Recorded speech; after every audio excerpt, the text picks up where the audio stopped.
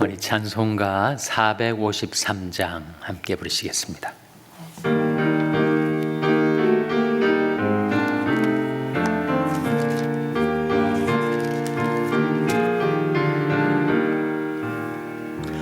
주는 나를 기르시는 목자요, 나는 주님의 귀한 어린 양. 푸른 풀밭 맑은 시냇물가로 나를 늘 인도하여 주신다. 주는 나의 좋은 목자, 나는 그의 어린 양. 저를 따라 꼴을 먹여주시니 내게 부족함 전혀 없어라. 예쁜 새들 노래하는 아침과 노을 비키는 고운 황혼에 사랑하는 나의 목자 음성이 나를 언제나 불러주신다. 주는 나의 좋은 목자, 나는 그의 어린 양. 저를 따라 꼴을 먹여주시니 내게 부족함 전혀 없어라. 못된 짐승 나를 해치 못하고 거친 비바람 상치 못하리. 나의 주님 강한 손을 펼치사 나를 주야로 지켜주신다. 주는 나의 좋은 목자, 나는 그의 어린 양. 저를 따라 꼴을 먹여주시니 내게 부족함 전혀. 3절 못된 짐승. 못된 짐승 나를 해치 못하고 거친 비바람 상치 못하리. 나의 주님 강한 손을 펼치사 나를 주야로 지켜주신다. 주는 나의 좋은 목자, 나는 그의 어린 양.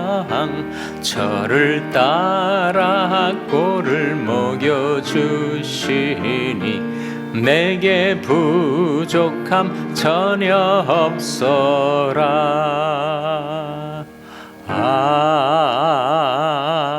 아멘. 기도하시겠습니다. 하나님 아버지, 저희들에게 생명과 평안을 주신 것을 감사드립니다.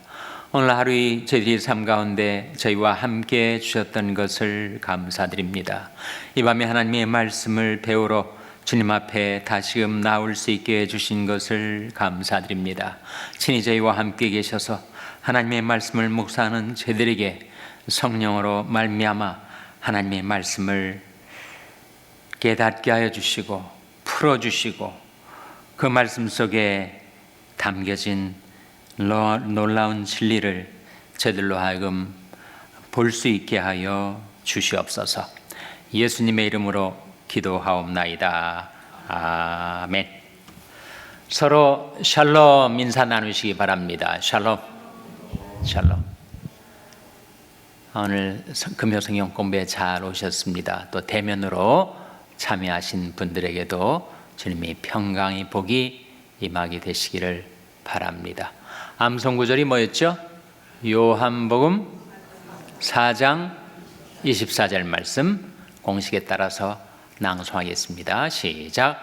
요한복음 4장 24절 말씀 하나님은 영이시니 예배하는 자가 신령과 진정으로 예배할지니라. 요한복음 4장 24절 말씀. 아멘. 잘 낭송하셨습니다. 거기에 하나님은 영이시니라는 그 말씀에 담겨진 의미가 뭘까요? 영과 반대되는 개념이 몸 아니겠어요? 하나님은 영이시고 우리는 몸을 지녔습니다. 우리가 몸 때문에 우리는 이 세상에서 한 7, 80년밖에 못 살죠. 그러나 하나님은 영이시기 때문에 영원히 살아 계십니다. 또 인간은 몸을 가지고 있기 때문에 시간과 공간의 제약 속에 살아가죠. 그러나 하나님은 영이시기 때문에 시공을 초월해 계시는 무한하신 하나님.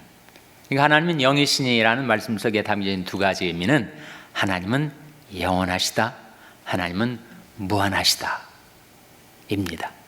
다시 한번 공식에 따라서 낭송하겠습니다. 시작. 요한복음 4장 24절 말씀. 하나님은 영이시니 예배하는 자가 신령과 진정으로 예배할지니라. 요한복음 4장 24절 말씀. 잘 암송하셨습니다.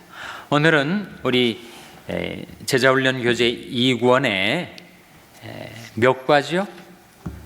3과 할 차례입니다. 3과의 제목이 뭐예요? 예수 그리스도는 누구신가 입니다. 여러분이 가지신 교재 27페이지입니다. 27페이지 서론에 해당되는 내용 한번 같이 읽겠습니다. 보시면 예수님은 참 하나님인 동시에 참 사람이셨다. 이 초대교회의 예수 그리스도에 대한 신앙 고백에 나오죠. 바로 예수 그리스도는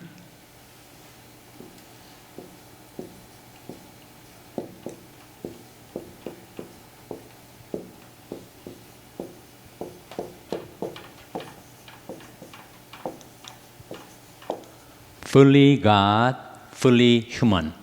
예수님은 완전한 하나님이시면서 동시에 완전한 인간이시다. 이 초대교회의 신앙 고백이었습니다.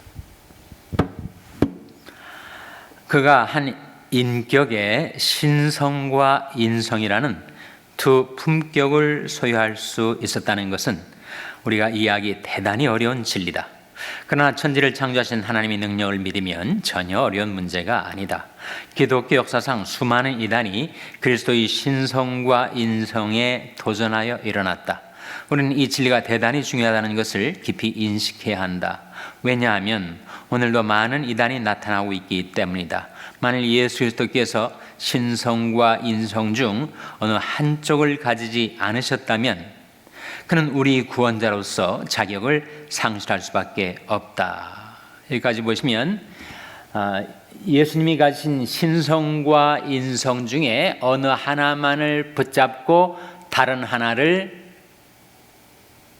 잃게 되면 이단으로 빠집니다.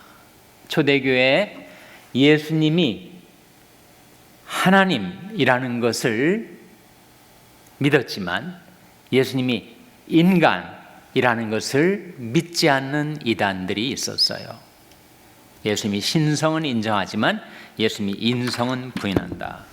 그를 가리켜서 소위 영지주의라고 해요.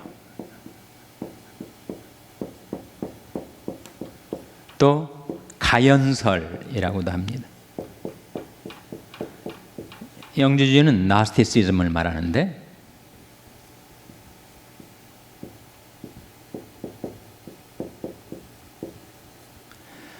자기들만이 사람을 구원하는 영적인 지식이 있다. spiritual knowledge. 자기들 사이에만 전수가 되는 특별한 지식이 있다. 영지주의. 가연설은 도세티즘이라고 하는데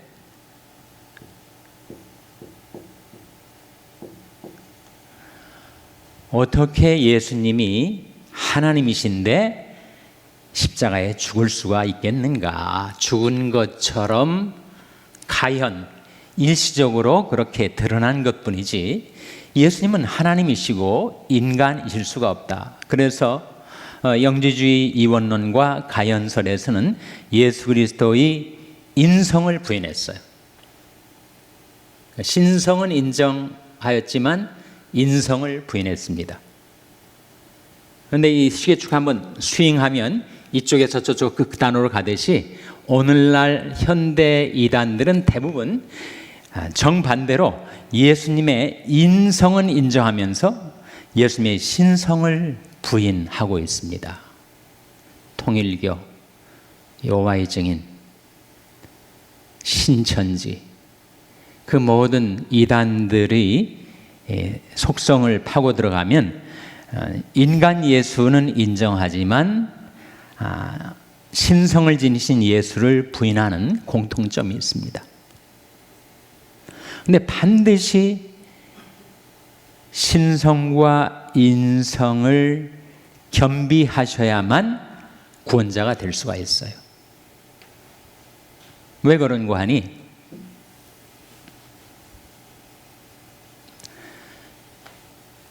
예수님이 인간일 뿐이시라면 인간 중에서도 세계 4대 성인 중에 하나로 끝까지 장렬하게 십자가에 죽기까지 의로운 스승으로 거룩한 성자로 사셨다를 인정하는 것 같지만 예수님이 인성만 인정하고 신성을 부인하면 예수님이 십자가의 죽음은 순교자의 죽음이 되는 것입니다. 순교자의 죽음. 장렬하게 자기가 옳다는 바를 위해서 자기 목숨을 내던진 순교자.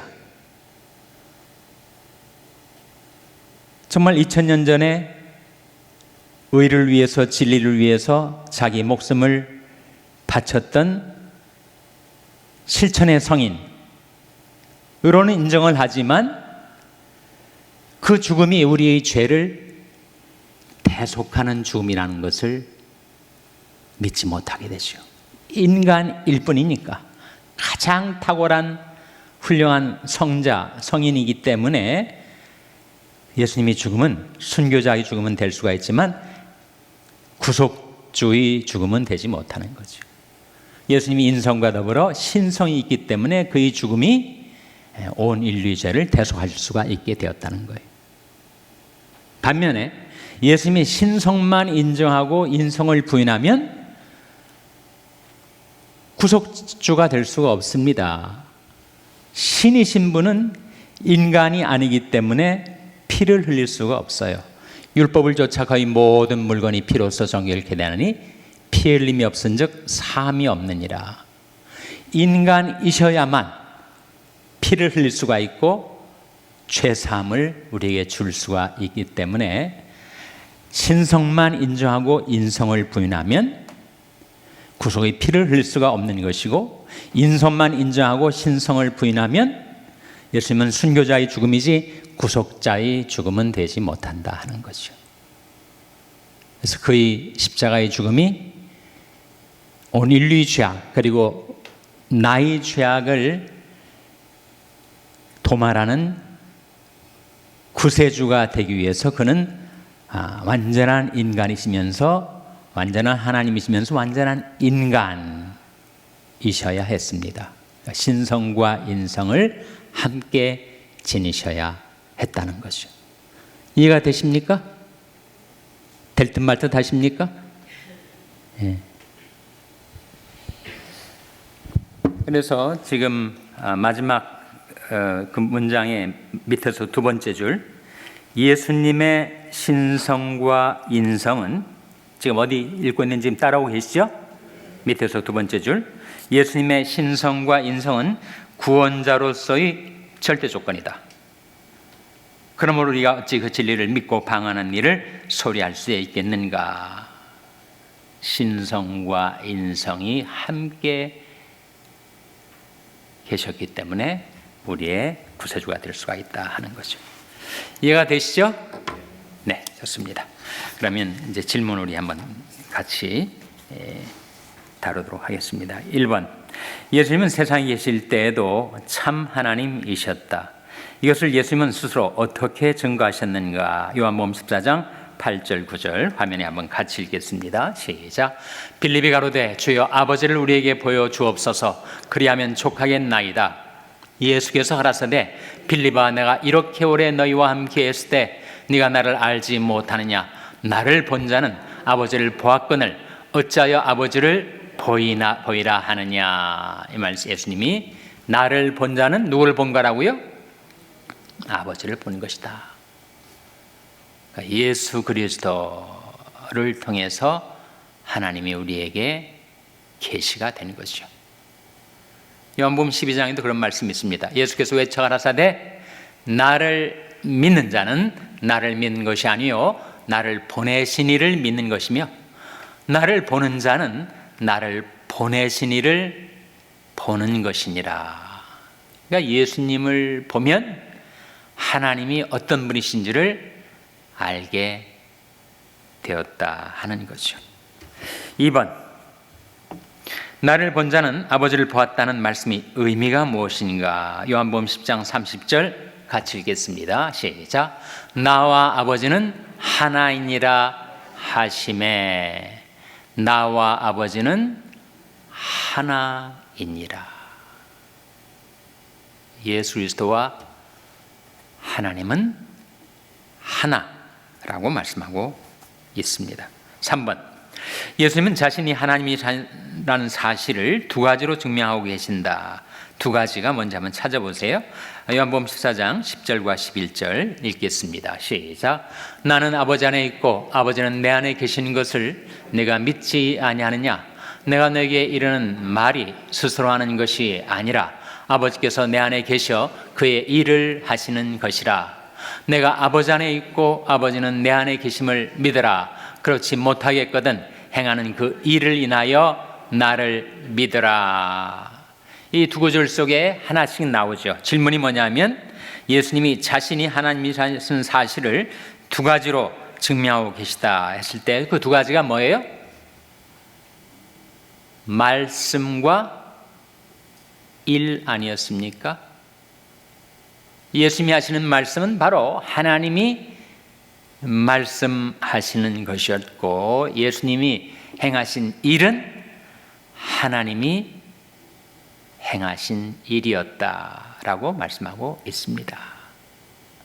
한 사람을 알려면 그 사람이 어떤 생각을 품고 사는지, 그 사람이 마음이 어떻게 기울어져 있는지 우리가 눈에 안 보이지 않아요? 그러니까 속사람을 우리가 볼 수가 없단 말이죠. 그러나 그가 하는 말을 들어보고 그가 하는 행동을 보게 되면 이런 인격을 가진 사람이구나, 이런 성격을 가진 사람이구나 하는 것이 그 말과 행동을 통해서 나타나는 것처럼 예수 그리스도가 하나님 우리에게 나타내 주실 때 예수님이 하신 말씀과 예수님이 행하신 일을 통해서 하나님은 이런 분이시구나 하는 것을 예수님이 계시해 주셨다는 거죠. 4번, 예수님은 하나님이 아니셨다면 절대 할 수 없는 말과 행동을 많이 하셨는데 그 예를 하나 들어보라. 참고구절 3개가 나오죠. 마가복음 2장 5절 먼저 읽겠습니다. 시작. 예수께서 저희 믿음을 보시고 중풍병자에게 이르시되 소자야 내 죄사함을 받았느니라 하시니. 하나님이 아니라면 할 수 없는 말씀을 예수님이 하셨어요. 어떤 말씀이에요? 내 죄사함을 받았느니라고 말씀을 하셨으니 죄를 사할 수 있는, 죄를 용서할 수 있는 분은 하나님밖에 없죠. 그러니까 예수님께서 이 말씀하실 때 둘러섰던 율법사들과 바리새인들이 막 화를 냈습니다. 예수님한테 어떻게 비난을 했어요? 참남하도다, 신성모독이라는 거죠. 네가 인간인데 어찌 남의 죄를 사할 수 있다는 하나님만이 하실 수 있는 말씀을 네가 하고 있느냐라고 예수님을 공격하고 비난했죠. 그런데 오히려 예수님이 바로 신성을 지니신 인간의 죄를 용서하실 수 있는 분이시라는 것을 역설적으로 보여주고 있는 사건입니다. 두 번째는 6장 41절에서 44절 마가복음입니다. 같이 읽겠습니다. 시작. 예수께서 떡 5개와 물고기 2마리를 가지사 하늘을 우러러 축사하시고 떡을 떼어 제자들에게 주어 사람들 앞에 놓게 하시고 또 물고기 2마리도 모든 사람에게 나누어 주시매 다 배불리 먹고 남은 떡 조각과 물고기를 12바구니에 차게 거두었으며 떡을 먹은 남자가 5,000명이었더라. 이 오병이어의 사건, 말 그대로 떡 5덩어리와 물고기 2마리를 가지고 남자만 5,000명을 먹일 수 있다. 이거는 천지 만물을 창조하신 분만이 하실 수 있는 역사죠. 자연계의 질량 불변의 법칙이라는 것이 있는데 그것을 넘어서는 기적을 이루시고 우리 인간에게 모든 것을 만물을 공급해 주시고 베풀어 주시는 하나님의 창조의 능력을 보여주신 것입니다. 요한복음 11장 43절 44절 같이 읽겠습니다. 시작. 이 말씀을 하시고 큰 소리로 나사로야 나오라 부르시니 죽은 자가 수족을 배로 동인 채로 나오는데 그 얼굴은 수건에 쌓였더라. 예수께서 가라사대 풀어놓아 다니게 하라 하시니라. 어떤 사건이죠? 나사로를 다시 살려내신 사건. 죽은 지 며칠 됐다고요? 나흘이 됐다고 했는데 어떻게 죽은 사람을 살려내는가? 그것은 생명의 하나님만이 하실 수 있는 일이었다 하는 거예요. 그래서 예수님이 하시는 말씀도 그렇고 행하신 일도 그렇고 하나님이 아니라면 할 수 없는 죄사함, 창조, 죽은 자를 살리는 일을 하셨다 하는 겁니다. 5번, 유대 지도자들에게 가장 걸림이 되었던 문제는 예수님이 자기를 하나님이라고 하신 데 있었다. 요한복음 10장 30절에서 33절을 가지고 살펴보라. 같이 읽겠습니다. 시작. 나와 아버지는 하나이니라 하신데 유대인들이 다시 돌을 들어 치려 하거늘 예수께서 대답하시되 내가 아버지께로 말미암아 여러 가지 선한 일을 너에게 보였거늘 그 중에 어떤 일로 나를 돌로 치려 하느냐? 유대인들이 대답하되 선한 일을 인하여 우리가 너를 돌로 치려는 것이 아니라 참남함을 인함이니 내가 사람이 되어 자칭 하나님이라 함이로라. 이 말씀 가운데 유대인들이 예수님을 돌로 치려 했던 이유가 뭐라는 거예요? 예수님이 무슨 죄를 지었기 때문에? 참남죄. 참남죄라는 것은 신성모독죄를 가리킵니다. 그러니까 유대인들이 예수님의 하시는 말씀을 들어보니 이 자가 스스로를 하나님이라고 자칭 하나님이라고 하는구나. 그렇게 그들이 판단했었다는 것입니다. 6번, 7번 생략합니다. 8번 넘어가겠습니다. 예수님이 신성을 부인하면 그는 우리 구원자가 될 수 없다. 그 이유를 한번 생각해 보라. 예수님의 신성을 부인하고 예수님이 인간 예수라고만 생각한다면 우리 구원자가 될 수 없는 이유가 뭐라고 했어요?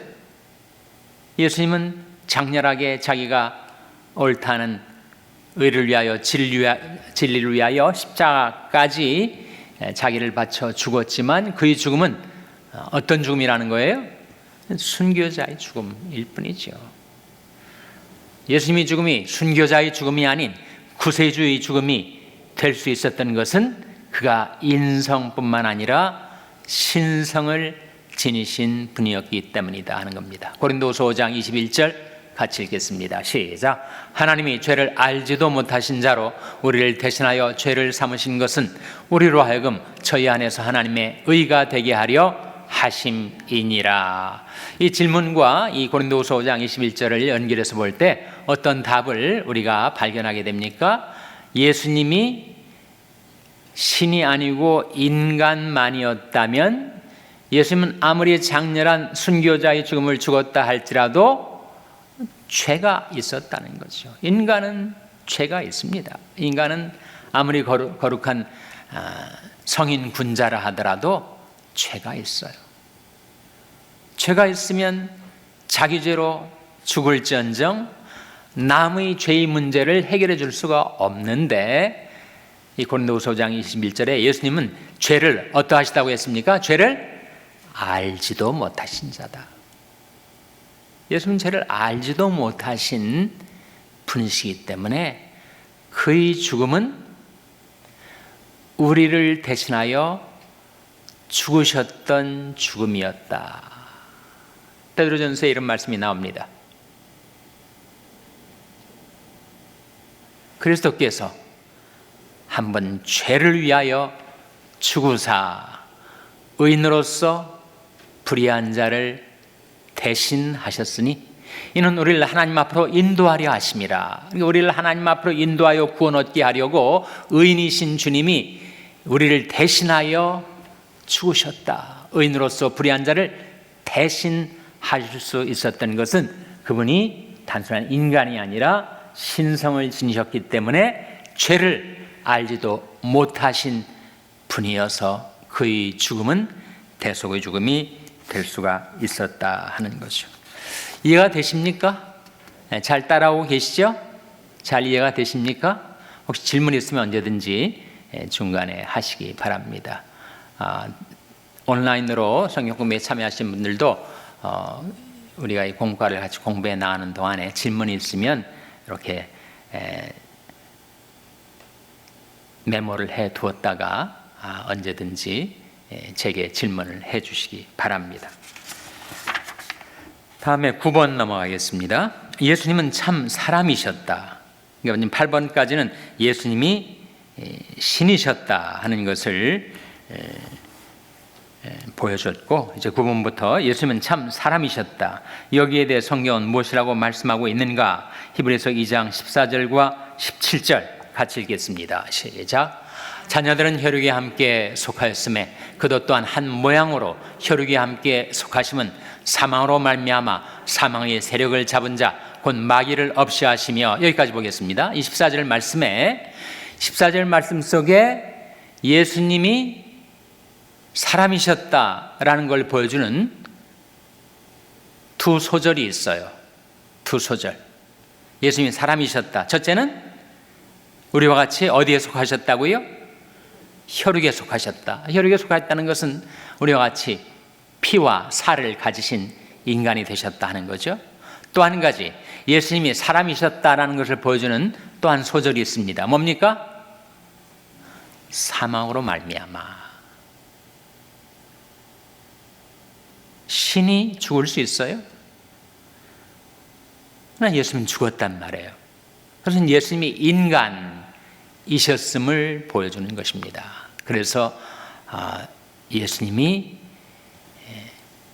그저 공중에 하늘에 계시는 절대자일 뿐만 아니라 우리가 똑같은 인간이 되셨음을, 혈육에 함께 속하셨다, 죽으셨다, 사망으로 말미암아 사망의 세력을 잡은 자 곧 마귀를 없이 하시며 하는 말씀 속에 사망으로 말미암아는 예수의 죽음을 가리키죠. 죽을 수 있는 것은 인간이니까. 그래서 예수님의 인성을 보여주는 말씀. 17절도 보겠습니다. 17절에 그러므로 저가 범사에 형제들과 같이 되심이 마땅하도다. 이는 하나님이 이래 자비하고 충성된 대제사장이 되어 백성의 죄를 구속하려 하심이라. 여기에 예수님이 인성을 보여주는 대목이 뭐예요? 형제들과 같이 되셨다. 우리와 똑같은 인간이 되셨다 하는 말씀이죠. 10번, 우리의 구원자는 사람이 아니면 안 된다. 왜 그런지 말해봐라. 예수님이 구세주가 되기 위해서 사람이 되셔야만 했던 이유가 뭐예요? 네? 우리가 이미 함께 살펴봤지만 왜 꼭 예수님이 사람이 되어야 하셨습니까? 무엇을 흘리기 위해서라고요? 피를 흘리기 위해서. 히브리서 9장 12절 말씀 같이 읽겠습니다. 시작. 염소와 송아지의 피로 아니하고 오직 자기 피로 영원한 속죄를 이루사 단번에 성소에 들어가셨느니라. 자기 피로 피를 흘리기 위해서 인간이 되셨어야 했었다 하는 말씀이죠. 다음에 22절도 같이 읽겠습니다. 시작. 율법을 조차 거의 모든 물건이 피로써 정결케 되나니 피 흘림이 없은즉 사함이 없느니라. 인간이 죄 문제를 해결하기 위해서는 반드시 피 흘림이 필요했는데 신성만 가지신 분은 피를 흘릴 수가 없어요. 인성을 지니신 혈육에 함께 속하시고 우리와 같은 인간이 되신 분만이 피를 흘릴 수가 있었습니다. 그것이 자기 죄 때문에 죽은 죽음이 아니라 우리 죄를 대속하시기 위해서 의인으로서 불의한 자를 대신하신 죽음이었다. 그래서 인성 때문에 피 흘림이 있었고 신성 때문에 온 인류의 죄를 대속하실 수가 있었던 것이다 하는 겁니다. 11번 하나님이여 동시에 사람이신 예수 그리스도만이 세상을 구원하실 수 있는 유일한 구원자가 되신다. 이 점에 대해 하나님은 어떻게 선언하고 계신가? 요한복음 14장 6절 같이 읽겠습니다. 시작. 예수께서 가라사대 내가 곧 길이요 진리요 생명이니 나로 말미암지 않고는 아버지께로 올 자가 없느니라. 이 말씀 가운데 예수님은 자신을 세 가지로 계시하고 있습니다. 예수님이 자기 계신데 첫째는 뭐예요?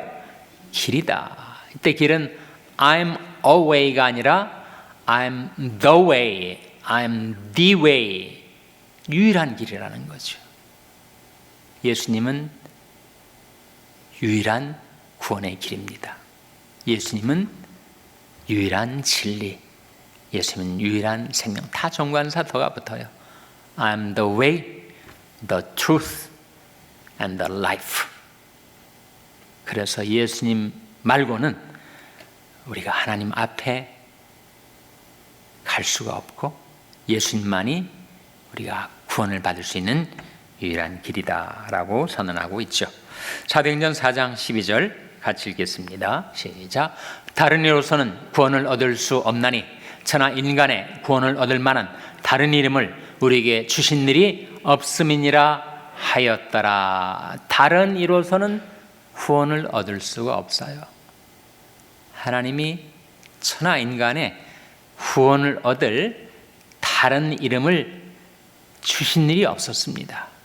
오직 유일한 구원, 그 이름 자체가 그 뜻이 구원인 예수, 예수를 우리에게 구원자로, 구세주로 주셨다 하는 겁니다. 12번 소위 지신이라고 하는 사람들 사이에는 어느 종교를 믿어도 구원받을 수 있다고 주장하는 자가 많다. 길이 다른 것이 목적지는 같다는 것이다. 그래서 예수만이 구원자라고 주장하는 우리를 독선주의자라고 비난한다. 당시 이런 사람을 만나면 무엇을 가지고 그들이 잘못 알고 있다는 것을 증명하겠는가?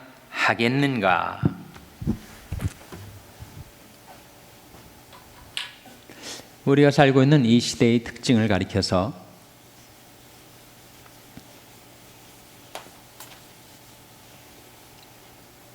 다원주의라고 합니다. 다원주의.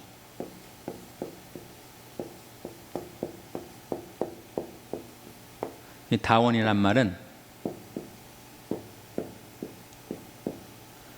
원점, 원점이 많다는 거죠. 영어는 그것을 플루럴리즘이라고 합니다.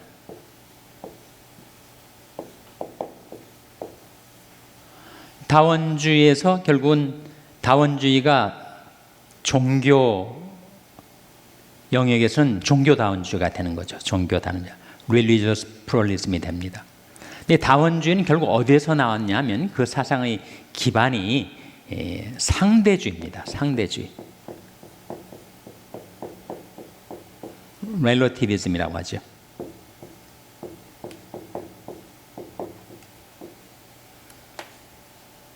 천하에 절대적인 진리는 없다. 모든 것이 상대적인 것이고, 그렇기 때문에 그 원점에 해당되는, 중심에 해당되는 그 원이 많다. 다원하다.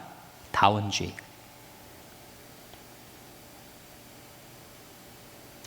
그래서 다원주의는 이렇게 표현이 됩니다. 여기 산이 있는데 산같이 보입니까? 저는 어떤 입체적인 대상도 이렇게 평면적으로 이렇게 제 화풍입니다. 전혀 산같이 안 보이시죠? 이 산의 정점에 절대자가 계시다 할 때 이 산 정상에 이를 수 있는 길은 뭐 많다는 거죠. 이쪽으로 갈 수도 있고, 이쪽으로 갈 수도 있고, 이쪽으로 갈 수도 있고, 이쪽으로 갈 수도 있고. 이렇게 갈 수 있는 길은 많아도 결국은 한 절대자에 귀하게 되는 것이다. 이게 다원주의의 사상입니다.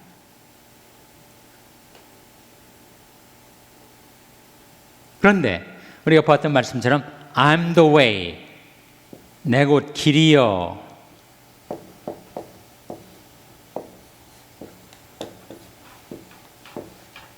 유일한 길이라고 하니까 기독교인들은 너무 독선적이다, 너무 배타적이다. 그래서 기독교인들을 독선주의자, 배타주의자라고 하는데,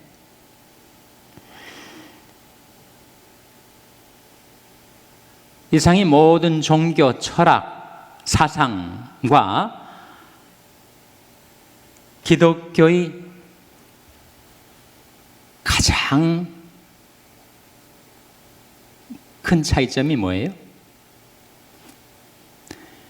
불교나 힌두교나 이슬람교나 모든 종교에서도 다 착하게 살라, 선하게 살라, 사랑하라 이렇게 가르치잖아요. 근데 기독교가 세상의 모든 종교와 다른 점, 그게 뭘까요? 기독교에만 있는, 다른 여타 종교에 없는 것이 있으니 그것이 바로 십자가와 부활이지요.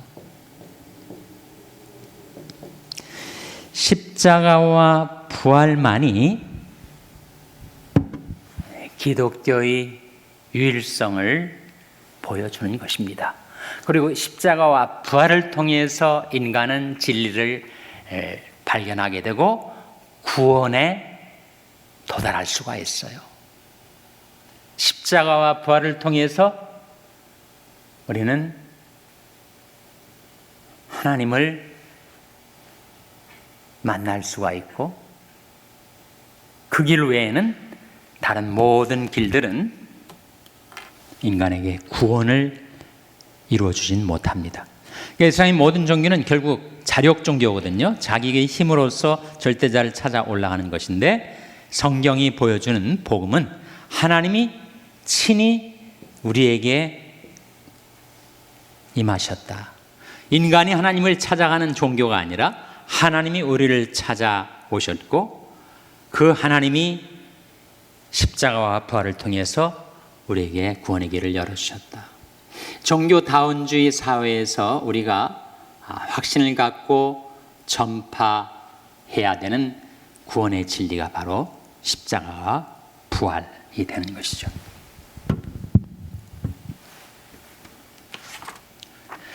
거기까지 보도록 하겠습니다. 혹시 질문 있으십니까? 오늘 우리가 같이 공부한 내용 질문 있어요? 혹시라도 언제든지 질문이 있으시면 제게 얘기해 주시기를 바랍니다. 그럼 오늘 일단 성경 공부, 여기 나와 있는 좋은 글들은 여러분 개별적으로 교류 요약과 넌센스, 폴 리틀이 쓴 글들은 참고로 읽어보시기 바랍니다.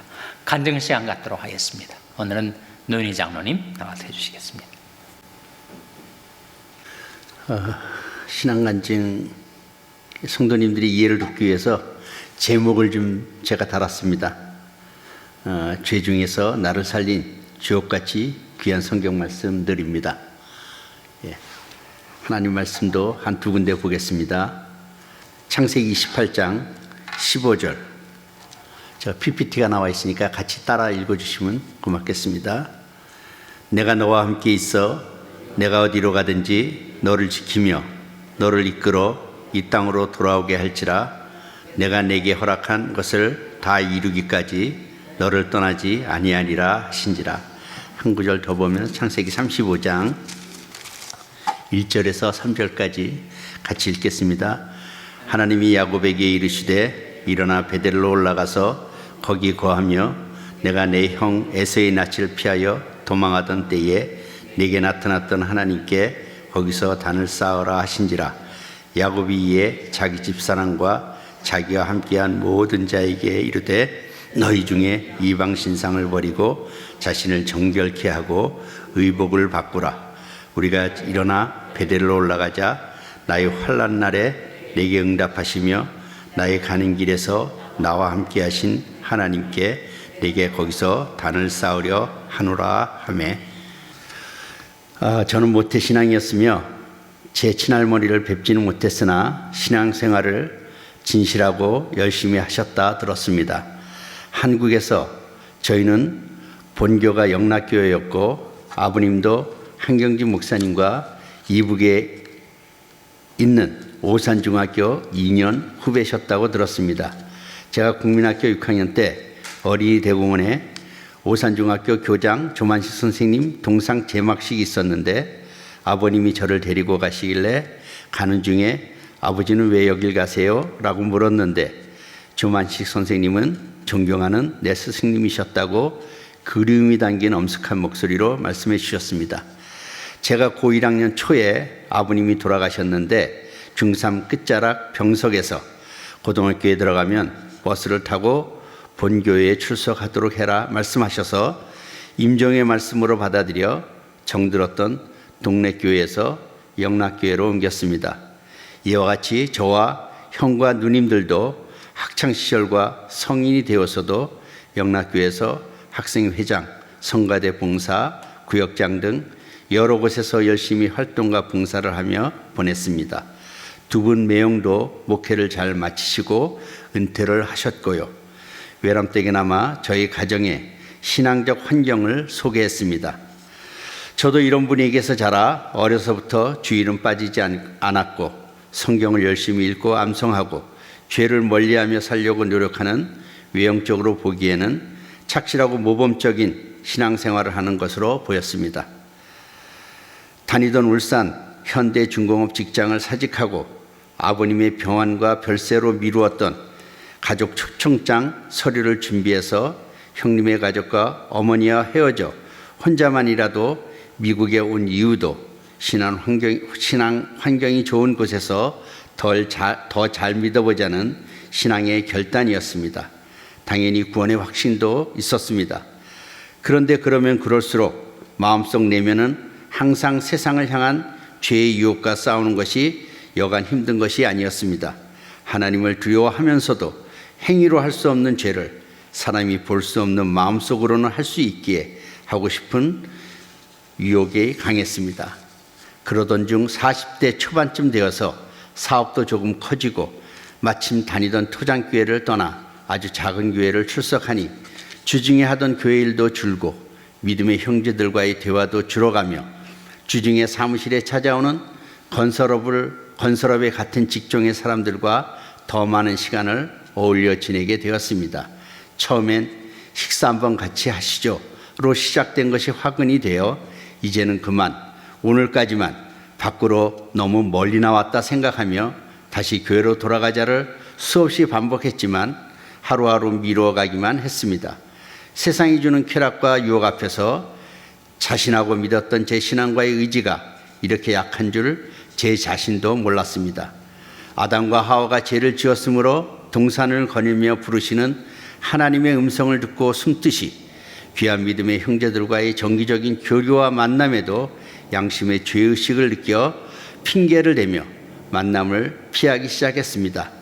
신앙은 형식만 남았고 형태만 남았고 아무 기쁨도 경건의 능력도 사라진 거의 숨만 붙어있는 무기력한 모습이었습니다. 마치 강한 자석 앞에 맥없이 끌려가는 쇠붙이 같이 같은 느낌이었습니다. 결국은 올 것이 오고야 말았습니다. 하나님의 징계가 시작되었다고 봅니다.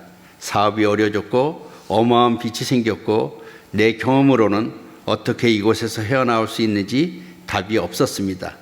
잠을 이룰 수가 없었고 잠을 이루기 위해 애를 쓰면 쓸수록 이불만 흠뻑 적셔놓곤 했습니다. 이럴 바엔 성경을 읽자. 이 생각이 나를 살렸습니다. 사실은 성경을 읽다 보면 잠을 이루는 데 도움이 되겠지라는 의도도 갖고 시작했습니다. 지난날 여러 번 읽었어도 뜻없이 스쳐 읽어가던 말씀들인데 오늘은 다른 내용의 깊은 뜻이 깨달아지고 은혜가 되기 시작했습니다. 출애굽기 12장 11절을 읽을 때에는 유월절 전날 하나님의 명령으로 신을 신고 허리에 띠를 띠고 손에 지팡이를 잡고 급히 먹으라는 말씀이 하나님을 신뢰하며 열심히 일해보라는 깨달음과 믿음을 주셔서 열심히 일하자 다짐했습니다. 새벽 2, 3시쯤 깨어나면 성경을 읽기 시작했는데 아침에 곧바로 일을 가도 그날 종일 일하고도 그렇게 피곤하지 않았습니다. 다음 날부터는 더욱 용기를 내어 새벽에 깨어나면 망설임 없이 일어나 성경을 읽어가며 또 아침부터 열심히 일에 전념했습니다. 출애굽기 12장 13절에는 내가 피를 볼 때에 너희를 넘어가리니 이 말씀도 큰 은혜가 되어 예수님의 보혈을 믿는 저에게 유월절 밤과 같이 죽음과도 같은 이 어려움을 넘어가게 해달라고 기도했습니다.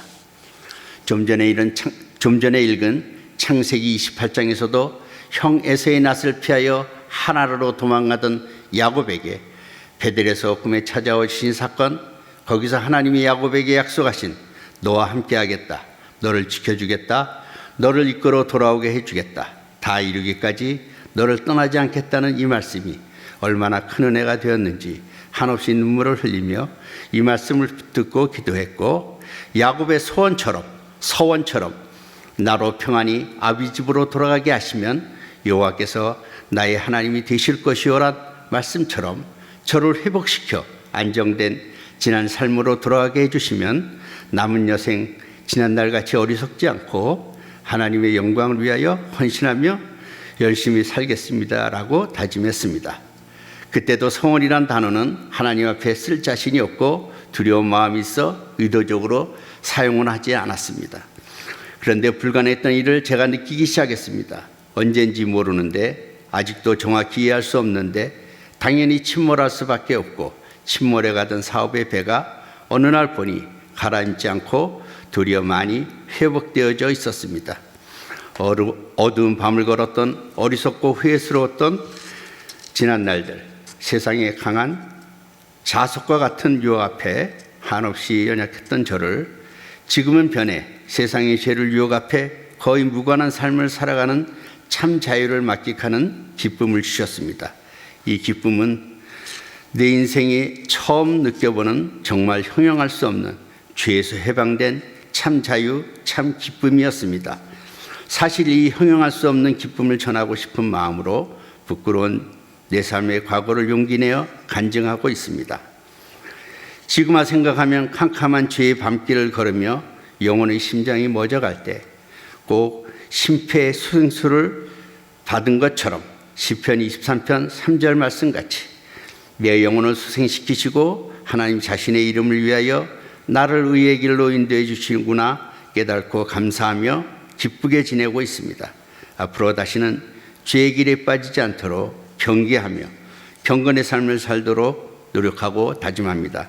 창세기 35장 1절 3절 말씀처럼 딸 디나로 어려움을 당할 때 우리가 베델로 올라가자 형 에서의 낯을 피하여 도망하던 때에 내게 나타났던 하나님께 거기서 단을 쌓으라 하신다는 그 말씀처럼 어려울 때 특별히 죄가 내 마음을 다시 찾아와 유혹할 때 저는 자신을 정결하게 하고 의복을 갈아입고 베델로 올라가듯이 책상 앞에 앉아 나의 환난 날에 내게 응답하시며 나의 가는 길에서 나와 함께 하신 하나님을 생각하며 말씀을 펴놓고 기도하며 밤을 드세워 죄와 씨름하며 싸우기도 했습니다. 로마서 5장 3절과 4절에 환난은 인내를, 인내는 연단을, 연단은 소망을 이라는 말씀이 있습니다. 그런데 다른 성경에는 이렇게 쉽게 해석을 했습니다. 환난은 인내를, 인내는 연단된 인품을 만든다고. 또한 이 연단된 인품으로 인하여 만들어진 소망은 절대로 우리의 기대를 저버리지 않는다고. 비록 나의 죄악된 행위로 받은 환난과 인고의 시간이었으나 하나님은 연단된 긴 터널을 지나는 동안 하나님의 인품을 조금 닮아가게 하셨습니다. 또 연단된 인품으로 깨달은 하늘의 소망은 저를 절대로 실망시키지 않을 변하지 않는 참된 것이었습니다. 영원한 것과 영원하지 않은 것, 참된 것과 거짓된 것의 참 가치를 깨닫게 해주셨습니다. 영원한 것을 얻기 위하여 영원하지 않은 것을 아낌없이 버릴 수도 있는 용기도 주셨습니다. 세상이 주는 물질, 명예, 즐거움, 이 모든 것은 영원하지 않은 잠시뿐인 것임을 깨닫게 해주셨습니다. 베드로전서 4장 1절 하반절과 2절 말씀을 읽고 마치려 합니다.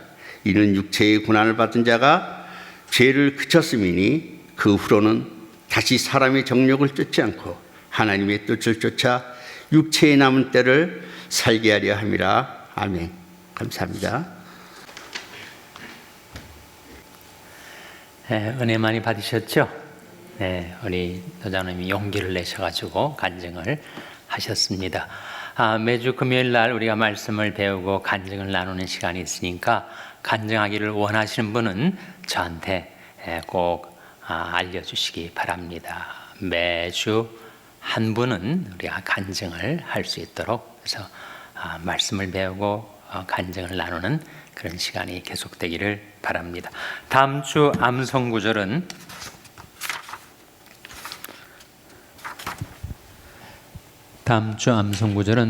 요한복음 5장 39절입니다. 요한복음 5장 39절.